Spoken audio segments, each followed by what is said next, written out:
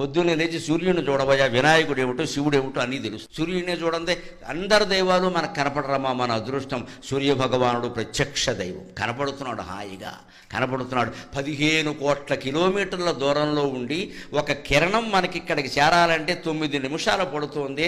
అంత 9 నిమిషాల్లో కొన్ని కోట్ల కిరణాలని భూమండలానికి అందించి భూమండలాన్ని అంతటినీ తేజోవంతం చేస్తున్న సూర్యుడికి ఎన్ని నమస్కారాలు చేస్తే రుణం తీరుతుంది. అందుకే హిందువులు కనిపెట్టిన ఒకే ఒక యోగాభ్యాసం సూర్య నమస్కారం. యువతరం అంతా అది చెయ్యాలి.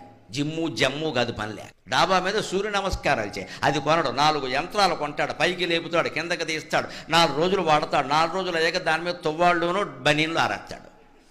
అది ఎందుకు కొన్నామంటే తువ్వాళ్ళు బనీన్లు ఆరేడారు. సూర్య నమస్కారానికి యంత్రంతో పని లేదండి. ఓ తుండుగొడ్డ, ఓ చాపోటి డాబా మీద వేసుకుంటే హాయిగా చెయ్యి, ఒళ్ళంతా బాగుంటుంది. రోజు సూర్య నమస్కారాలు చేసేవాడికి, రోజు సూర్యోదయం సూర్యాస్తమయం చూసేవాడికి డి విటమిన్ లోపం రాదండి అసలు.